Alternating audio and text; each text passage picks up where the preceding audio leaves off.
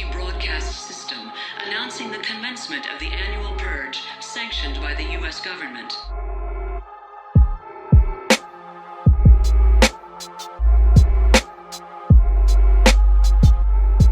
Well, I just want to, you hit on some good points, because these are things that I've always been, when I say, none dare call it a conspiracy. When I look at what's going on with these protests with Black Lives Matter, how do you argue that this is legitimate when we've seen how police enforcement reacts when Black people take to the streets? Number one, it must be a very powerful force that is making police basically stand down and let this go down, number one, or I could say number two. But then it seems to be you have the people who are protesting, you have the leadership or whatever, and then you have people who are seen to be like paid rioters or agitators, and we've seen this before. A former police lieutenant in New York actually talked about paid agitators coming in from out of town. We know the situation where the police chief of Detroit says out of 150 people they arrested, 5 were from Detroit or whatever. Then we have the governor of Minnesota said the exact same thing. So this is why I say I cannot support Black Lives Matter. It doesn't seem legitimate to me. The other thing, what is the Black population of Arizona, and when have we ever seen? I need you to give me, just if you could give me a percentage, because we know the percentages of Black people in Arizona is already low as it is. So my question would be, what are the percentage of the protesters in Arizona? And if they're massively outnumbered by Latino and white people, we know that there's been historic beef between Latinos and Blacks. We know that Black and white people have a history in the United States of antagonism. If I'm to believe, first of all, what is the percentage of white people, brown people, and Black people in these protests? And if they are out there, white and brown protesters, what's making them hit the streets now? I'm going to find your percentages. Corey, jump back in, and I'm going to find those percentages. And then I also want to play only about a 2-minute video of what I was just talking about. But Corey, go ahead and jump back in and finish with the Michigan report, and I'm going to find these percentages. All right, first, is my audio better? That's good. Yep, that's better. Okay. I switched to the phone, so hopefully. But yeah, like I said, here in Detroit, it's not as bad as it was in Arizona. Definitely not as bad as it was in Florida. We mostly had a lot of out of towners coming. A lot of people from Ohio, a lot of people from northern Michigan, western Michigan, a lot of people that aren't from the inner city, or not even in the inner city, Metro Detroit. That's where we had a lot of the tension come in. A lot of the people from the outside really just coming in and trying to make it look as worse than it really was downtown. Because downtown, obviously downtown is the heart of Metro Detroit. That's where everyone goes. People were trying to go down there. They were trying to act stupid. But for the most part, it's been okay here. There's been a little bit of racial tension. I can definitely see it just because of my profession and what I do. I'm going a little bit northern. I won't say northern parts of Michigan, but a little bit north, where there isn't a lot of the Black population. So I do get the looks, especially after all that happened. You can definitely tell that there is a little bit of racial tension going on. But for the most part around here, it hasn't been too bad. The Black Lives Matter movement, it really hasn't. It hasn't blown up here either. I don't know. It just seems like, I hate to say it, but people just kind of use the George Floyd thing as just something to just get mad about and kind of take to the streets. But I mean, we've been dealing with this for so long. I don't understand why now you decide you want to take to the streets just because you saw it on TV. I mean, we've been seeing this on TV for God knows how long. We can go back to Rodney King. You guys seen that on TV. Obviously we've seen that rioting and doing the things that we're doing here hasn't changed anything, so we have to do something else. Protesting is cool and it's fine and everything's great, but what change is really coming out of it? Because they did that in the 60s. That didn't do anything. So but it hasn't been as bad here, like I said, as other places. But there's definitely racial tension here, though. All right, let me get these percentages, and then T-Real, we're gonna throw it back over to you. In Arizona, what you know we got to play this game, right? White alone is 82.6%. Black or African American alone is 5.2%. American Indian or Alaskan Native alone 5.3%. So go figure. Asian alone 3.7%. Native Hawaiian 0.3. Two or more races 2.9%. Hispanic or Latino 31.7%. And white alone, not Hispanic or Latino. How's that any different than white alone? But okay, that is 54 point. Making it clear. You see what they did there, huh? I hope y'all see what they did there, YouTube. Oh yeah. T-Real, go ahead and we're gonna throw it back over to you because you haven't had two to chime in on yet. Go ahead, whatever you got. I think so. My perspective of the Black Lives Movement, unfortunately, it seems like a lot of people have false hope for something that's been here for hundreds of years, and to believe that now, because we've gone from a form of physical bondage slavery that we just, that's common, right? To now we don't see that anymore, but now it's more system, it's ingrained in the system and all of that. It really just blows my mind to be like, at company I work for, it's a top Fortune 100 company, and we're having these discussions, we're having town hall meetings across the company, and for anyone who wants to that feels comfortable to express how they feel and wants to say anything or their comments and stuff. And then you have many Black folks coming on and talking and making great and valid points, but the justice of the call after some people may have cried or whatever it is, it's I hope we just change, and if we're all gonna get through it and work on it. And I don't see that changing. It just doesn't make sense. If my goal is to suppress, my system is working. I'm not changing it to benefit you. I'm good. So I'm not going to go ahead and just flip it and be like, okay, now, you're right. We're going to go ahead and make sure I'm going to decrease, let you increase. No. All right, That's my thoughts on the people getting highly involved in the boosting of Black Lives Movement, for all these companies putting statements out there and all of that. And I would argue, let's go ahead and look at the ratio of Black coworkers there and Black leadership and stuff like that. Are we tracing quotas? And those are things that come in my head, other than statements and supporting what's going on. Whether you put money behind something or not, money is money. You'll make some more. You will capitalize off of this. So, Mark, what you got to add on that? You think all of this change is real? Or is there change? Is there change happening in Brazil?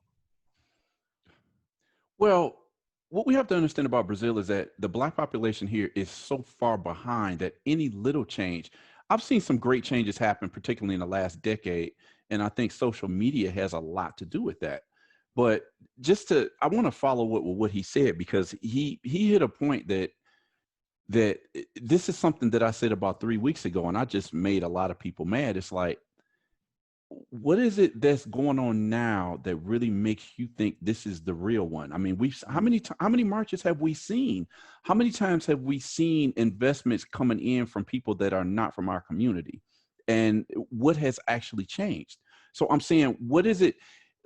A false sense of hope. That's exactly what I was saying. I'm like, give me evidence that this is going to be something different than what happened from the March on Washington in '63.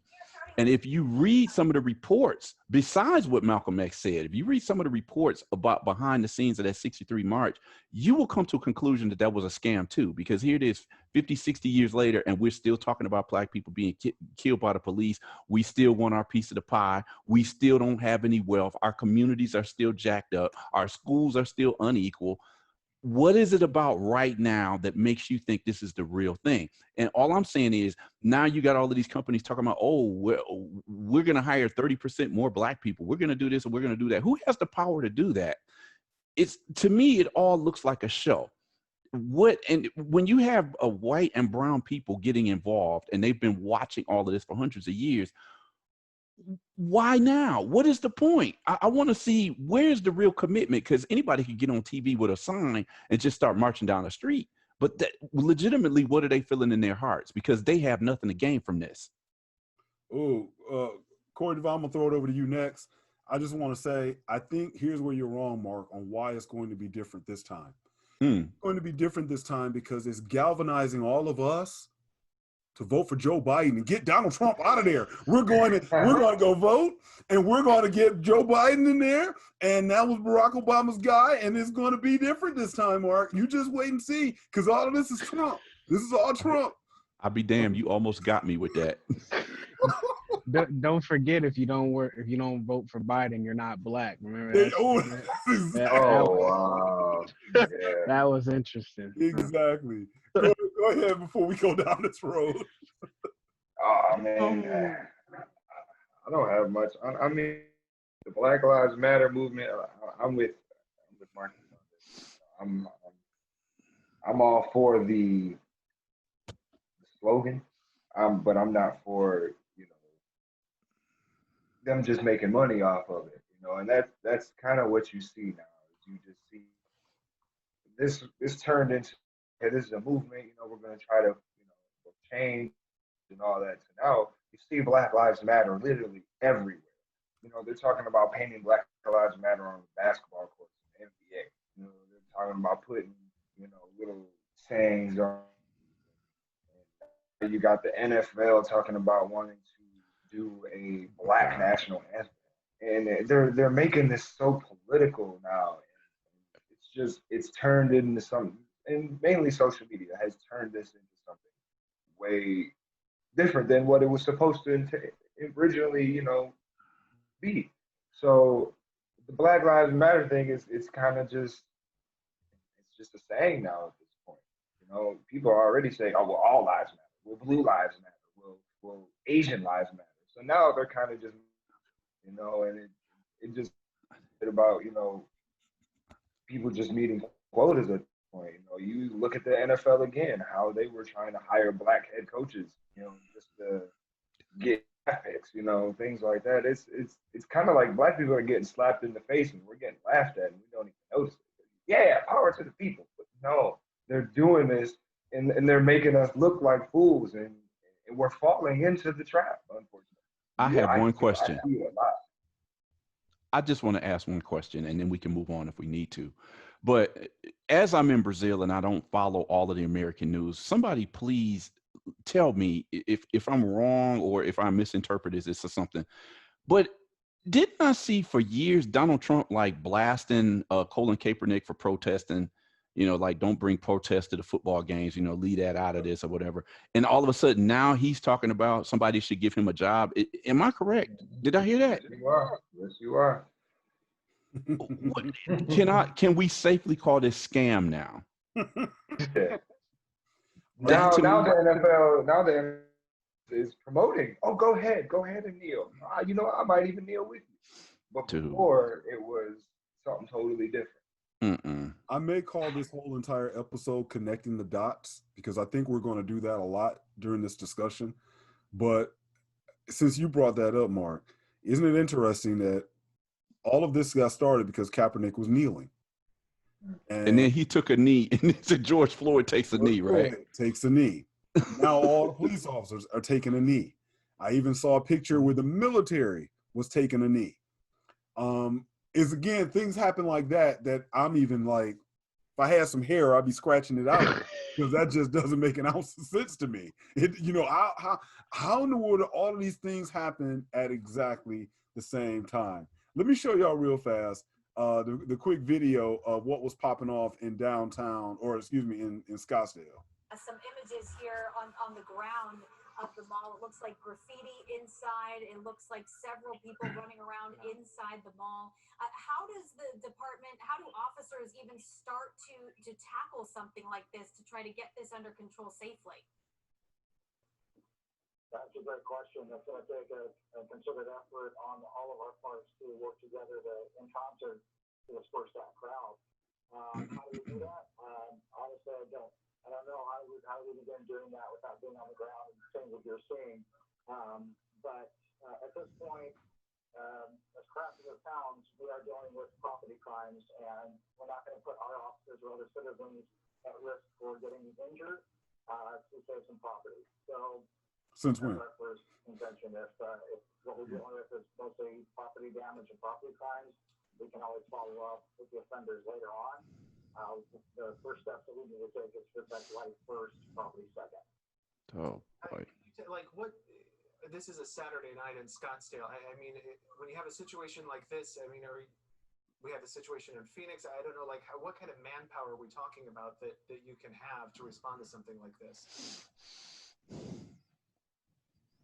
Yeah, again, with only a few hours' notice, I don't know what plans are made to get additional resources into the area. I know we've reached out to other departments, other agencies for assistance. So you may see some of those resources down there as well. We're seeing video that they're running through the mall right now, Brian, and they're using something that looks like a metal object, trying to break into cases in one of those center court kiosks with cell phone cases or whatever. Does the police department, do you guys go through the security footage with something like this? Somebody actually has a shopping bag that they're walking through with.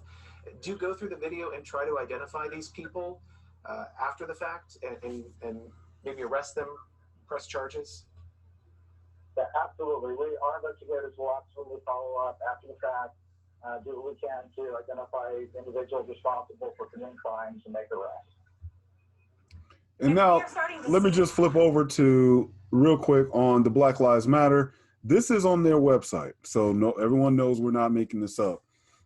This is, if you go up here to the top, it's on the about and what we believe.